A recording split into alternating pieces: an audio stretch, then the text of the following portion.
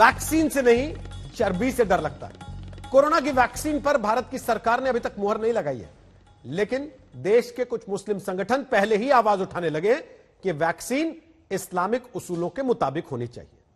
दरअसल ऐसी खबरें आ रही हैं कि कोरोना वैक्सीन में चर्बी, सुअर की चर्बी का इस्तेमाल हो सकता है। यह शक चीन की वैक्सीन को लेकर जताया जा रहा है। इससे चौकन्ने हुए मुस्लिम धर्मगुरु चीनी वैक्सीन के बहिष्कार का तो ऐलान कर ही रहे हैं, भारत सरकार से यह मांग भी कर रहे हैं कि वो जो भी वैक्सीन मंगाएं, पहले उन्हें बताएं कि उसमें कहीं सुअर की चर्बी का इस्तेमाल तो नहीं हुआ है।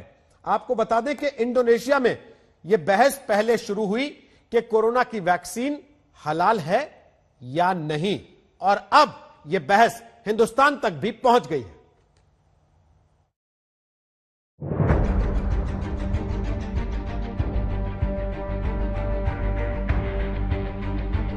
कोरोना महामारी का तोड़ हिंदुस्तान कैसे निकालेगा? कौन सी वैक्सीन को भारत सरकार मंजूरी देगी? वैक्सीन कहां से खरीदी जाएगी? ये सारे सवाल अभी भी जवाब के इंतजार में है। लेकिन देश में वैक्सीन पर मुहर लगने से पहले ही वैक्सीन पर विवाद उठने लगा है। मुस्लिम संगठनों ने कोरोना वैक्सीन में सुअर की चर्बी के इस्तेमाल को लेकर शक जताया है। बुधवार को मुंबई में इस्लामिक संगठनों की एक बैठक हुई। इसमें ऑल इंडिया सुन्नी जमीयत उलेमा और रजा अकादमी के लोग शामिल हुए। इस दौरान वैक्सीन में सुअर की चर्बी के मसले पर चर्चा हुई। धर्मगुरुओं ने इस्लाम के मुताबिक सुअर की चर्बी के इस्तेमाल को हराम बताया। धर्मगुरुओं के मुताबिक चीन की वैक्सीन में सुअर की चर्बी के इस्तेमाल का शक है, लिहाजा मुस्लिम धर्मगुरुओं ने भारत सरकार से अपील की है कि चीन की वैक्सीन न मंगवाई जाए।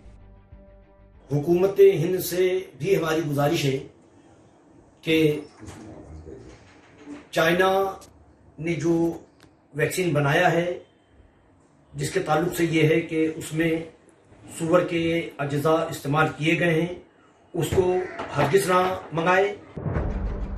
चीन की कोरोना वैक्सीन में सुअर की चर्बी है या नहीं, इस बारे में अभी तक आधिकारिक तौर पर कोई जानकारी नहीं है। चीन सरकार साफ साफ कुछ बताएगी, इसकी भी कोई उम्मीद नहीं है। सवाल उठता है कि फिर ये विवाद उठा कैसे? इसका जवाब वैक्सीन निर्माण से जुड़ी प्रक्रिया में है। वैक्सीन निर्माण में जिलेटिन महत्वपूर्ण हिस्सा होता है। वैक्सीन में जिलेटिन स्टेबलाइजर का काम करता है। जिलेटिन की मदद से वैक्सीन को लंबे अरसे तक असरदार रखने में मदद मिलती है। ये जिलेटिन ज्यादातर सुअर की चर्बी से ही बनता है। हालांकि फाइजर, मॉडर्ना और एस्ट्राजेनेका इस बारे में पहले ही बयान दे चुकी है।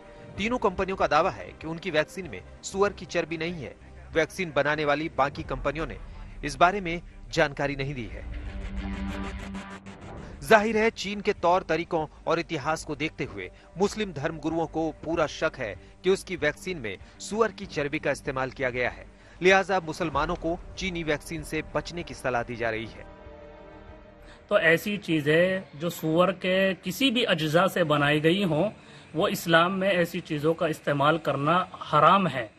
तो ऐसी वैक्सीन जो भी कंपनियां बना रही हैं, उनको जो है सुअर के मांस से जो है परहेज करना चाहिए। और भी दूसरी बहुत सारी चीजें हैं, उनसे वैक्सीन तैयार हो सकती है, लेकिन इससे परहेज करने की जरूरत है। हालांकि मुस्लिम धर्मगुरुओं में इस बात पर एक राय नहीं है। कुछ लोगों का मानना है कि कोरोना जैसी भीषण महामारी के सामने धार्मिक नियम कायदे जिंदगी बचाने के आड़े नहीं आने चाहिए। लिहाजा वैक्सीन में सुअर की चर्बी के मसले को बेवजह का विवाद बताया जा रहा है।